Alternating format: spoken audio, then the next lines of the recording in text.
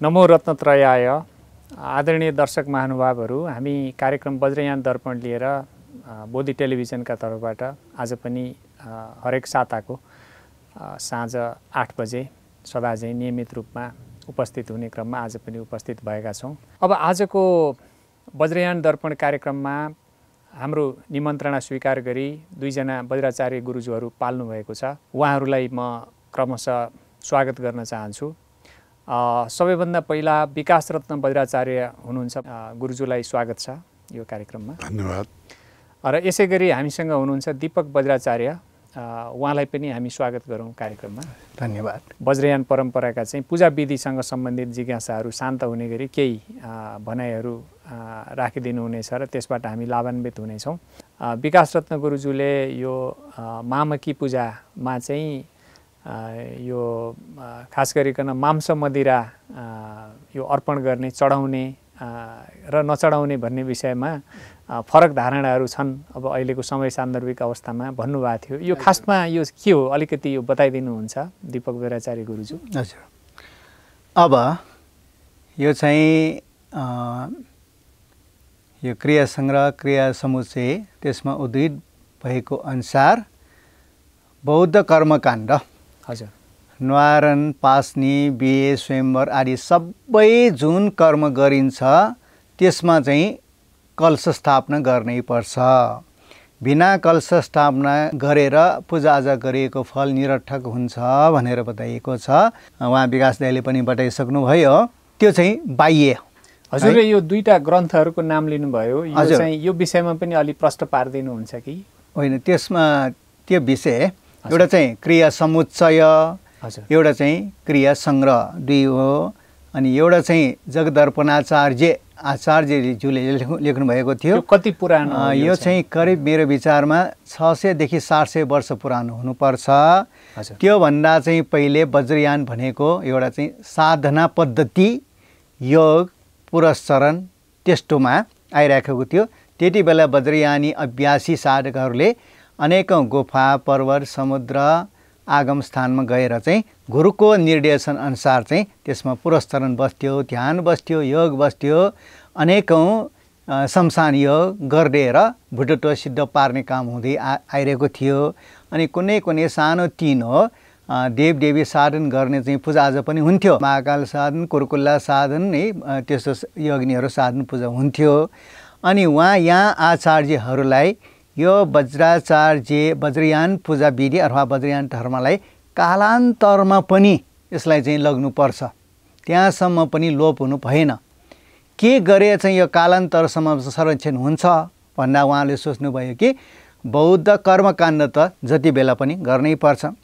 यो वज्रयानलाई दर्शन समावेश गरेर पूजाको चाहिँ विधि अपनाएर यसलाई चाहिँ त्यसमा लागू गर्न सकेको खण्डमा कर्मकाण्ड त अन्तिम कल्पसम्म पनि भइरहेको छ। त्यति बेलासम्म चाहिँ यो चाहिँ यसलाई पूजा पद्धति बनाएर अपनाएको खण्डमा त्यहाँसम्म भनेको कर्मकाण्डसँग जोडेको खण्डमा चाहिँ हजुर त्यो दीर्घकालसम्म यो जुन बौद्ध दर्शन पनि यसमा मिसिएर रहन्छ र यो दीर्घजीवी रहन्छ भन्ने उपाय कौशल प्रयोग गरेर सोचेर संस्कारहरूसँग मिलाउनु भयो है। अनि उहाँहरूले चाहिँ यही ग्रन्थमा जुनसुकै चाहिँ यो चाहिँ 10 कर्मका कार्यहरू होस्, कलश घडालाई स्थापना गर्नुपर्छ।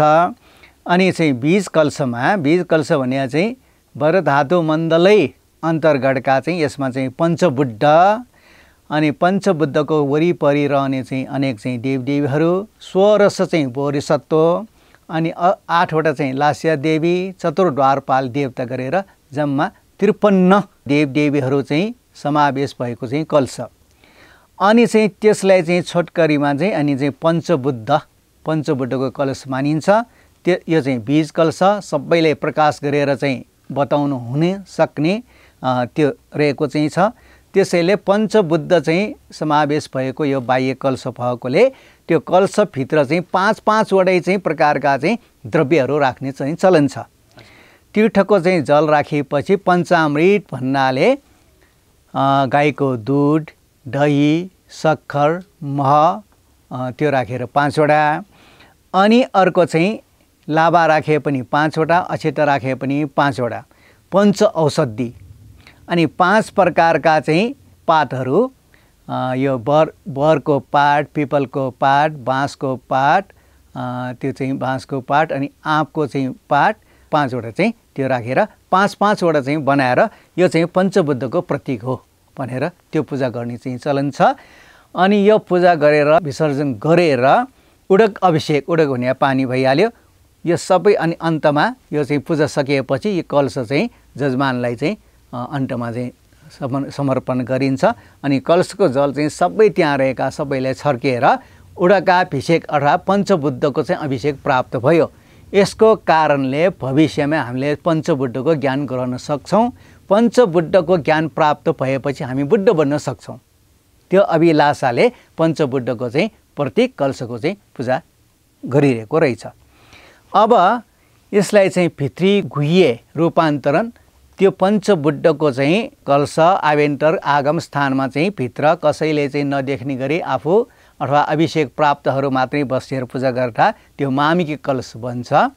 अनि त्यसमा चाहिँ पञ्चामृतको सट्टा त्यसमा रातो कलरको जाँड त्यो प्रयोग हुन्छ। त्यसमा चाहिँ पञ्चमकार पनि प्रयोग हुन्छ। पञ्चमकार भने मासु, मध्य, माछा त्यस्तो चाहिँ प्रकारको चाहिँ त्यो चाहिँ विशेष समय बजी त्यो जाँड जाँड रक्सी त्यस्तो चाहिँ प्रयोग गरेर पूजाआजा गर्ने गरिन्छ। अन्तमा चाहिँ अनि गुह्यमा चाहिँ वज्रयानमा चाहिँ मुख्य लक्ष्य लास्ट अन्तिमतिर भने चाहिँ वज्रसत्व प्राप्ति।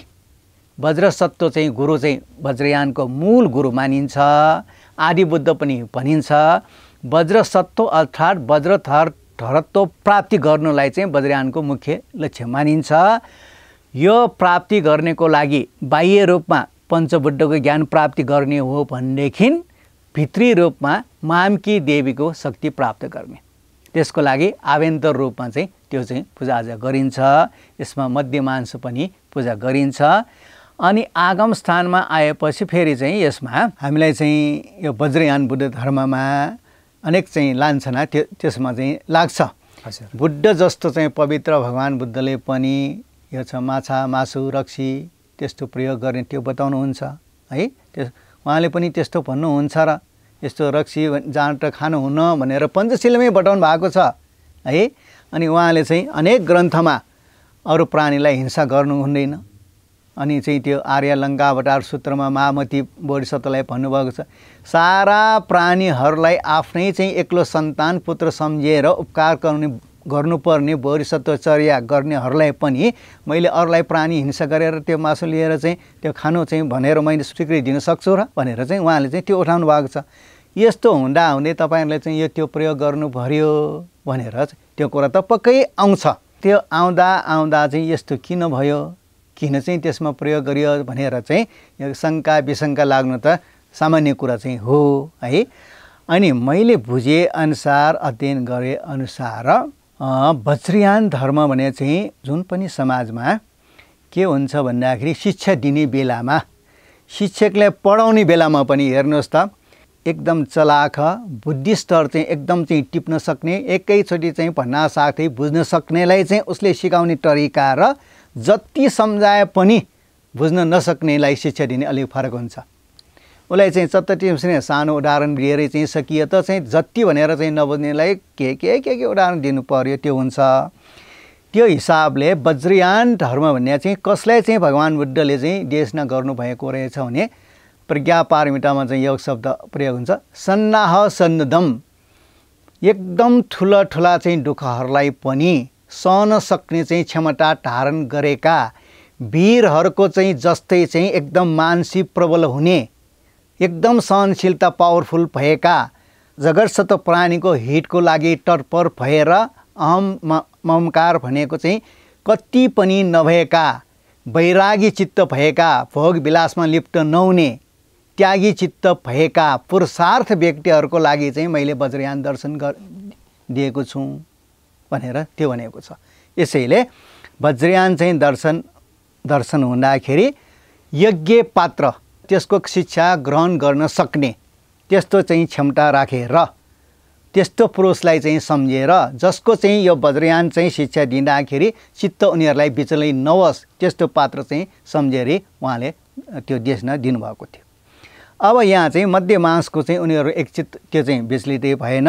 अनि चाहिँ तपाईँलाई प्रथम यो सम्झाउँछु, यो चाहिँ अब मांसको चाहिँ प्रयोग चाहिँ भइहाल्यो। मांस चाहिँ लिनु पर्दा अरू बेला चाहिँ प्राणीलाई चाहिँ काट्नै पर्यो, हिंसा गर्नै पर्यो। अब चाहिँ सबै प्राणीहरूलाई चाहिँ उपकार गर्नुपर्ने, उद्धार गर्नुपर्ने, यहाँ चाहिँ काट्नु पर्यो प्रसङ्ग त मिलेन। अनि यसमा चाहिँ के भनिएको छ भने मांस चाहिँ प्रयोग त गर्नु पर्यो। अनि के गर्ने त भन्दाखेरि योगिनी सञ्चार तन्त्रमा भनेको छ त्यसको लागि अयत्ने न लब्धै मांस भनेछ, बिना प्रयत्न बिना कोसिसबाट प्राप्त मासु भनेपछि त्यस्तो मासु भने कस्तो भन्दाखेरि जङ्गलमा आफू झगडा गरेर अथवा ठुलाले चाहिँ कसैले चाहिँ होइन हिंसा गरेर त्यहाँ चाहिँ होइन मरिसकेका त्यस्तो मासु मात्र चाहिँ त्यस्तो चाहिँ प्रयोग गर्ने, बिना आफूले काटेर होइन भनेर त्यसमा चाहिँ स्पष्टै भनिएको छ है। अनि मध्य मांसको चाहिँ प्रयोगमा चाहिँ के छ भनेर वज्रयानमा दर्शनमा अब मैले भनिसकेँ वज्रयानको चाहिँ लागि एक पात्र हुने चाहिँ एकदम पुरुषार्थ, दुःख जति ठुलो दुःख देखे पनि नतर्सिने, नविचलित हुने है, एकदम समर्पित व्यक्तित्व, आफू अहङ्कार म मात्रै चाहिँ टरौँ भनेर विचार नराख्ने, अरू प्राणीहरूलाई आफू भोकै बसेर पनि अरूलाई चाहिँ खान खुवाउँ भनेर त्यस्तो चाहिँ त्याग भावना राख्ने व्यक्तिले मात्रै गर्न सक्ने। अनि एकदमै मनोबल चाहिँ एकदमै चाहिँ विकसित हुनुपर्ने, मनोबल उच्च हुनुपर्ने, त्यस्तो भएकोले वज्रयानमा अभ्यासमा जे काम गर्दा मनोबल उच्च रहन्छ त्यो चाहिँ अभ्यास हुन्छ। अनि मनोबल गिराउने तत्त्वहरू एकदमै छ है, मनोबल गिराउने, डिप्रेसन हुने, त्यसमा यो साइक्रेटिस्ट डाक्टरहरू मान्छे उनीहरूले चाहिँ दिमागमा भएको नसाको कारणले के कारणले बताइदिन्छ त वज्रयान शास्त्रहरूमा हाम्रो मनोबल गिराउने एकदम चाहिँ तत्त्वहरू छ। उनीहरू तत्त्वहरू चाहिँ आँखाले देख्न नसकिने त्यस्ताको रे भूत प्रेत राक्षस उन्माद अपस्मार पिशाच डाकिनी के भनेको छ, उनीहरूको चाहिँ प्रभाव हामीले आँखाले देख्न सक्दैन। उनीहरूले चाहिँ हाम्रो भित्र शरीरभित्र रहेको एकदम चाहिँ हामीलाई चाहिँ शरीर स्फूर्त पार्ने, त्यसलाई कमजोर बनाएर हाम्रा चाहिँ त्यस्तो चाहिँ तेज शक्ति घटाउने, मनोबल घटाउने कार्य गर्दो रहेछ। अनि त्यो गरेपछि पुरुषार्थ भए पनि हिँड्नै मन नलाग्ने, काम गर्ने मन लाग्ने, मनोबल गिर्ने, सानो अरूलाई उपकार गर्नुपर्ने पनि पछि हट्ने त्यस्तो हुन्छ। त्यसको लागि अब उनीहरूलाई खुसी पार्नु पर्यो। उनीहरूलाई चाहिँ पूजाआजा गर्दाखेरि तिनीहरूको चाहिँ हामीले सहयोग लिएर आफ्नो उच्च मनोबल गर्नुपर्ने। अब भूत प्रेत उनीहरूमाथि उनीहरूलाई बसमा राख्नको लागि चाहिँ बसमा राख्नलाई उनीहरूलाई प्रसन्न तुल्याएर खुसी गर्यो भनेदेखि उनीहरू चाहिँ त्यसमा खुसी हुन्छ। हाम्रो मनोबलमाथि उनीहरूले आक्षेप गर्न सक्दैन। अब भूत प्रेत पिशाच डाकिनी भने सबै रगतको पिपासु, मासुको पिपासु, जाँदरसीको पिपासु, त्यसैले त्यो प्रयोग गरेको शास्त्रमा उनीहरूको लागि भोजनका रूपमा चाहिँ उनीहरूलाई दिएर त्यसपछि आफ्नो काम के छ त्यसमा मद्दत गराउनको लागि चाहिँ अब तपाईले अब बाहिर पनि चाहिँ पूजाआजा गर्दाखेरि समय बजे चढाएको तपाईँले देख्नुहुनेछ। अब त्यहाँ हेर्नुहोस् एउटा सानो गोजा भने चाहिँ छ, चिउराको कनिका, त्यो चाहिँ होइन कनिका मलेर बनाएको एउटा गोजा छ। देउतालाई पूजा गर्दाखेरि गोजा तल राख्छ। देउतालाई पूजा गर्ने बेला चन्दन लगाएको, वस्त्र स्वरूप जजङ्ग चढाएको, फुल चढाएको। अनि गोजामा चाहिँ के बस्छ भन्दाखेरि चिउराको कनिकामा भूत प्रेत राक्षस अपस्मार ओस्तारको आँखाले देख्न नसिक्ने, हाम्रो मनोबल गिराउने उनीहरू त्यो गोजाप्रति आकर्षित हुन्छ। त्यसैले उनीहरू गोजा चाहिँ त्यो बस्छ। त्यसैले मैले देवीको पूजाआजा गर्दाखेरि यिनीहरूले केही बाधा नपुर्याओस् भनेर देउतालाई चाहिँ चढाएको फुल, देउतालाई चाहिँ वस्त्र, देउतालाई चन्दन मात्रै, उनीहरूकोमा समय बसी माछा मासु अन्न भएको जाँदरसी उनीहरूले चाहिँ सन्तुष्ट भयो भने हाम्रो काममा बाधा पर्दैन, हाम्रो मनोबलमा चाहिँ त्यो पर्दैन। मनोबल उच्च भएपछि वज्रयानको चाहिँ अभ्यास साधकमा स्फूर्त आउँछ। हजुर, तपाईँले हेऱ्यो भने चर्या गीतमा ओम आहुँ फट भन्ने चाहिँ चर्या गीत छ, स्पष्टै चाहिँ त्यसमा चाहिँ वर्णन हेर्न पाउनुहुनेछ। हस्, यो जिज्ञासा शान्त हुने गरी मेटिने गरी प्रश्न पारिदिनु भएकोमा धेरै साधुवाद दीपक गुरुजू।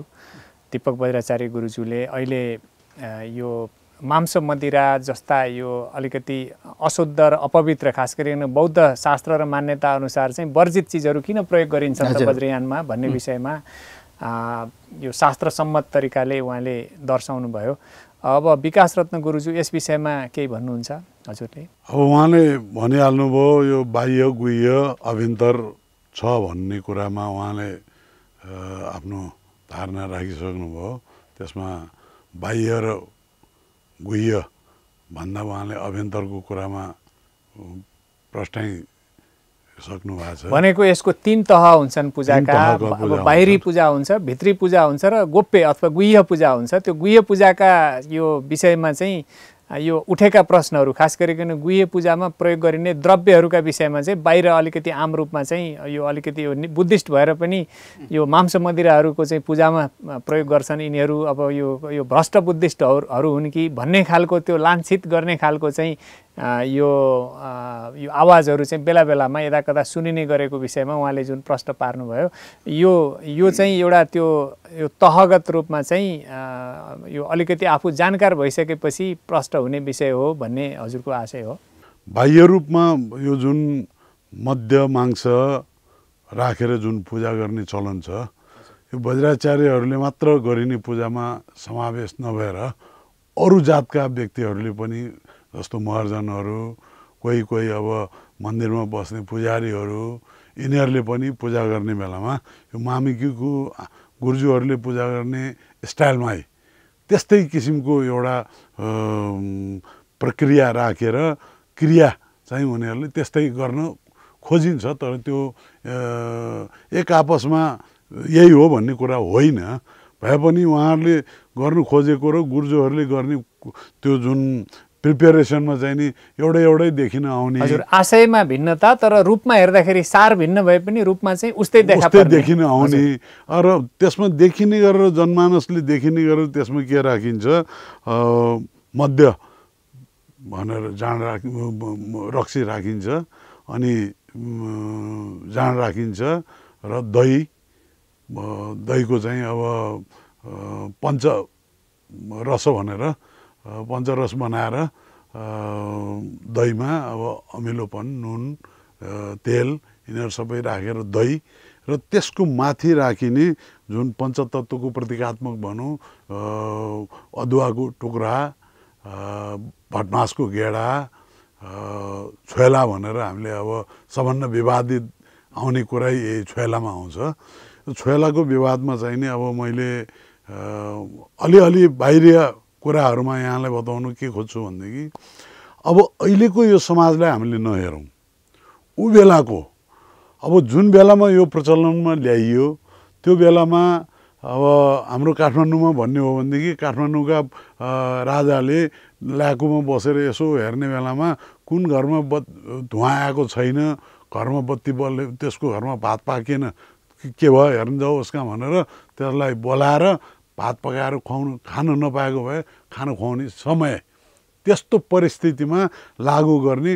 अब त्यो बेलामा आचार्य वज्राचार्यहरू पनि खेतीपातीमा लागिन्थ्यो। किन खेतीपाती नगरी त उन्नति हुन्न, उब्जनी हुन्न र खानुपर्ने।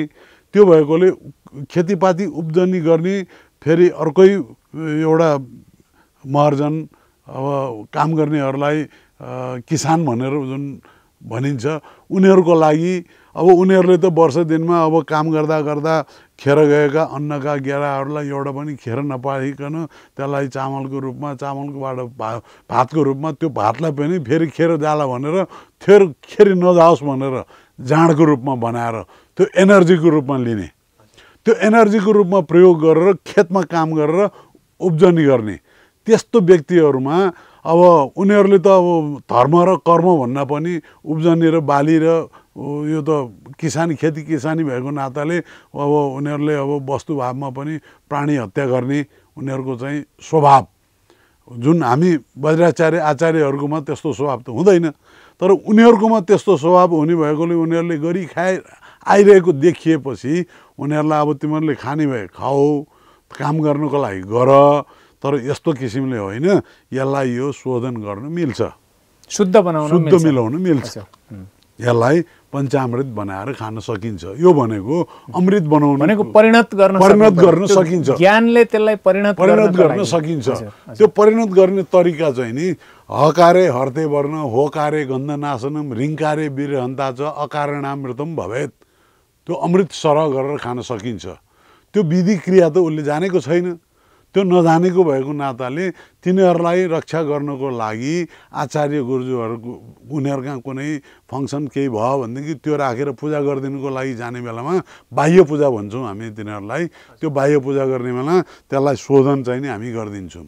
शोधन गर्ने बेला उनीहरूका भएको तत्त्व हो त्यो कुनै आचार्यले उनीहरूलाई हिंसा गर, मासु ल्याऊ, यो गर, ऊ गर भनेर भन्ने होइन। उनीहरूले प्रयोजनमा ल्याउने, प्रयोग गरिरहेको जे छ त्यही चिजलाई प्रयोग गरिरहेको, उनीहरूले प्रयोग गरिरहेको चिजलाई शुद्धतामा परिणत गर्ने आचार्यहरूको प्रयास।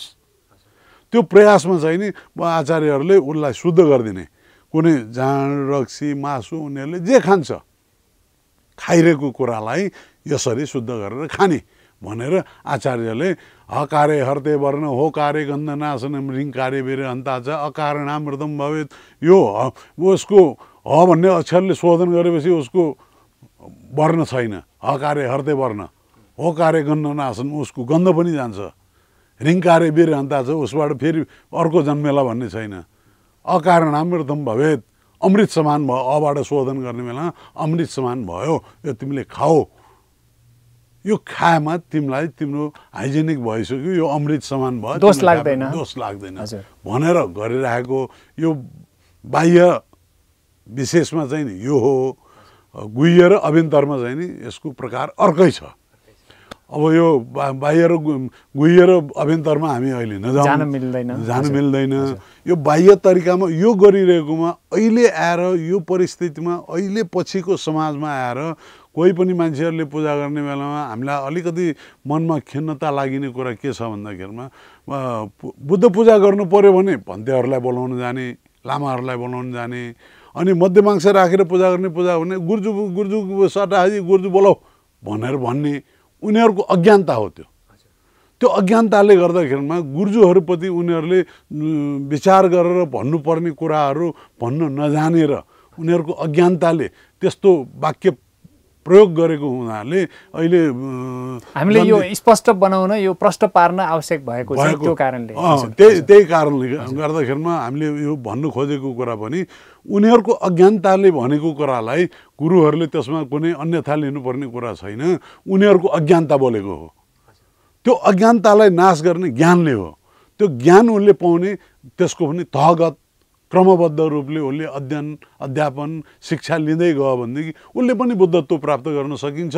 बुद्धत्वमा जानको लागि त्यही अभ्यासको लेभल गुरुसँग उसले प्रशिक्षण गर्दै शिक्षा लिँदै हासिल गर्दै गयो भनेदेखि अभ्यन्तरमा पनि पुग्छ, अभ्यन्तरको दीक्षा पनि उसले पाउन सक्छ, उसले यो सबै ज्ञान प्राप्त गर्न सक्छ। र त्यो बेलामा उसले यो चिजको यो मासु खाने, जाँड खाने, यो जाँड खानको लागि यस्तो जाँडमा पूजा गर्ने, रक्सीमा पूजा गर्ने भन्ने अन्धविश्वास त्यस्ता कुराहरू त्यो बेलामा नहोला, नगर्ला।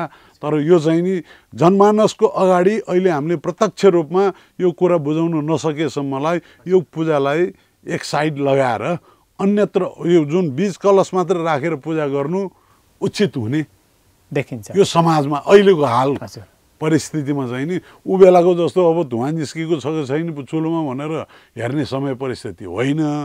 त्यो नभएको गर्दाखेरिमा अहिले यो मासु खाने व्यक्तिहरू विलासीका चिजहरू अपनाउने धेरै भएको नाताले उनीहरूको अगाडि यो मासु पूजा गरेर रक्सीलाई शोधन गरेर खा भन्नुपर्ने आवश्यकता हालको परिस्थितिमा नभएको भएर हाल यो बाह्य पूजा चाहिँ नि नगरेकोमा बेस। हजुर, भनेपछि यो यसको अहिले औचित्य छैन भन्ने बाह्य रूपमा त्यसरी बाह्य रूपमा चाहिँ नि हामीले यो अहिले चाहिँ प्रयोग नगर्दा देखिने आँखा त यो पञ्चतत्त्वलाई हामीले ग्रहण गर्ने त यो दिव्य चक्षुले त हामीले त देखिसकेका हुन्छौँ। मासुई भनेर देखाएको हुन्छु, अमृत भनेर देखाएको हुँदैन, रक्सी भनेरै देखाएको हुन्छु। त्यसलाई अमृत परिणत गर्ने र मासुलाई पनि त्यसको तहगत रूपमा उद्धार गर्ने कुराहरू त्यो अहिले हामीले जनमानसमा अब यो भन्यो भनेदेखि उनीहरूलाई यो अलिकति अप्ठ्यारै पर्न जाने कुरा भएकोले भित्री योग समाधिबाट हामीले यो कुरालाई शुद्धता दिने बेलामा त्यसको अभ्यास अर्कै छ, अभ्यन्तर र गुह्यको चाहिँ नि अभ्यास अर्कै छ। त्यसमा अहिले हामी नजाउँ। यो कुरा चाहिँ नि अब जनमानसले जुन सोचेको हो त्यस्तो किसिमको होइन, त्यस्तो छैन भन्ने चाहिँ स्पष्टसँग भन्न चाहनुहुन्छ यहाँहरूले, होइन? त्यसकारण अब यसलाई चाहिँ नि हामीले अब यस्तो प्रकारको पूजा हामीले अहिले यो समाजमा अहिले आएर मानिसको नजरमा देखावटी हुने गरेर बाटोमा बसेर जनमानसको अगाडि नगरे पनि राम्रो। एक किसिमले चाहिँ नि हामीले यसलाई पूजै निमिट्याइने पार्ने भन्ने कुरा होइन कि त्यस्तो अबुझहरूको अगाडि यस्तो कुरा गर्नु अर्थहीन हुन्छ।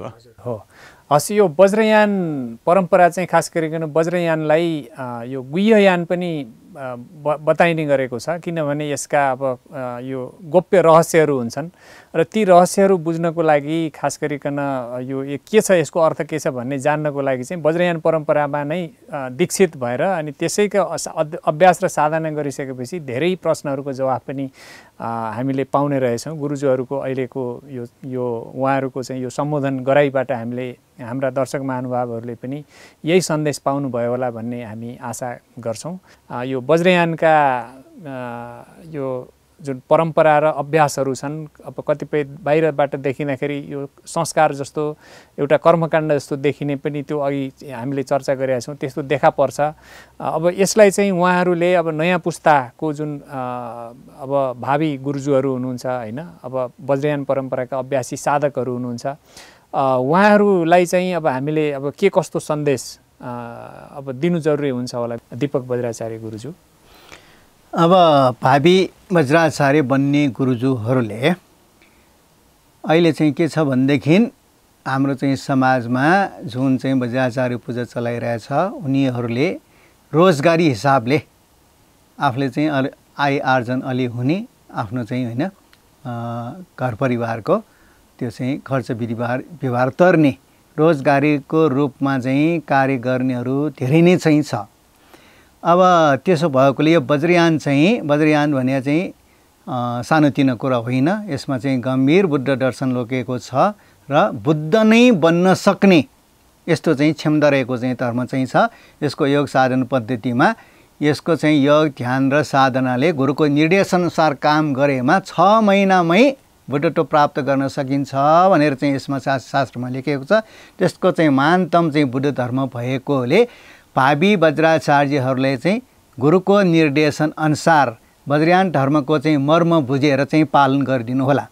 यसमा चाहिँ वज्राचार्य बन्नको लागि उसमा हुनुपर्ने मौलिक गुणमा वैरागिता, भोग विलासमा लिप्न नहुने वैरागिता, त्यागको भावना, शून्यताको चाहिँ अलिअलि चाहिँ जान्ने बुझ्ने र सबै प्राणीहरूप्रति करुणा, त्यस्तो चाहिँ राखेर पूजाआजा गर्नुहोला। पूजाको चाहिँ पनि राम्रोसँग चाहिँ अध्ययन, त्यसमा भित्र रहेको चाहिँ वज्रयानका चाहिँ दर्शनहरूलाई चाहिँ सम्झेर बुझेर अनि अनुशासनका साथ है, लापरवाहीले चाहिँ होइन, लचकदारले होइन, पूजाआजा चाहिँ गर्नेले आफू एकदम चाहिँ अनुशासन, त्यसमा चाहिँ पालन गर्नुपर्ने चाहिँ नियम सूची नियम आफूले पालन गर्नुहोला र जजमानहरूलाई पनि सकेसम्म आफूले चाहिँ सक्दो त्यसबारे बुझाएर सम्झाएर शिक्षा दिएर र जजमानहरूलाई पनि यस परिधि र अनुशासनभित्र चाहिँ राखेर यो काम गर्न सकेकोमा पछि चाहिँ एकदमै चाहिँ यसले चाहिँ विकासको रूप लिन्छ र अभ्यास गर्न सकिन्छ भन्ने मलाई लाग्छ। दीपक वज्राचार्य गुरुज्यूले भन्नुभयो यसलाई ख्यालमा रोजगारीका लागि मात्रै हल्का रूपमा लिनु हुँदैन भन्ने उहाँले जुन एउटा सन्देश, एउटा गहन सन्देश छोड्नु भएको छ, त्यस्तै खालको अब भावी पिँढीलाई चाहिँ हामीले वज्रयानी परम्पराको गुरुज्यूको तर्फबाट चाहिँ एउटा सम्बोधन गरिदिनको लागि म आग्रह गर्छु। अब सबभन्दा ठुलो कुरा भनेको शिक्षा हो। बिना शिक्षाले कसैले पनि यसलाई उन्नति गर्न सक्छु गरौँला भन्ने कुरा त्यो दिवा सपना हुनेछ। त्यसकारण बौद्ध शिक्षाको अन्तर्गत पर्ने जुन बेस सबभन्दा नहुने शील समाधि प्रज्ञा सम्यक दृष्टि यो सबै बुझेर सम्यक दृष्टिमा जीवनयापन गर्नु, मिथ्या दृष्टिमा नलाग्नु, शील समाधि प्रज्ञामा अडिग भएर काम गर्नु, यही मेरो ठुलो सन्देश जाओस् भन्ने कुरा सल्लाह दिन्छु। यही हो, अरू त शिक्षा नभइकन यो हुँदैन। शिक्षा जान्नु पर्यो, शिक्षा सिक्नु पर्यो र सम्यक दृष्टि हुनु पर्यो, सम्यक जीवन यापन गर्नु पर्यो। हस्, यो सिक्ने बुझ्ने र अनि आफूले आफ्ना जिज्ञासाहरूको समाधान खोज्ने, आफैले खोज्ने गरेपछि यावत प्रश्नहरूको जवाफ चाहिँ भेटिन्छ, फेला पर्छ भन्ने कुरा उहाँहरूको अनुभवबाट पनि त्यही सन्देश पाएका थियौँ।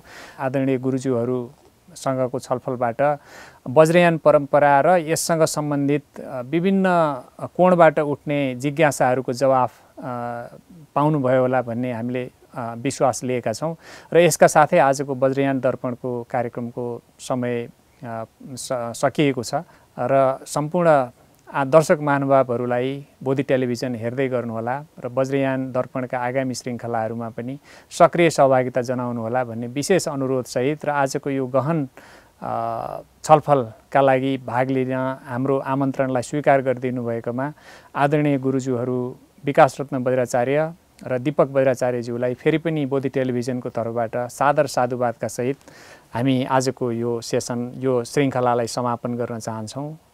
भवतु सर्वमङ्गलम्।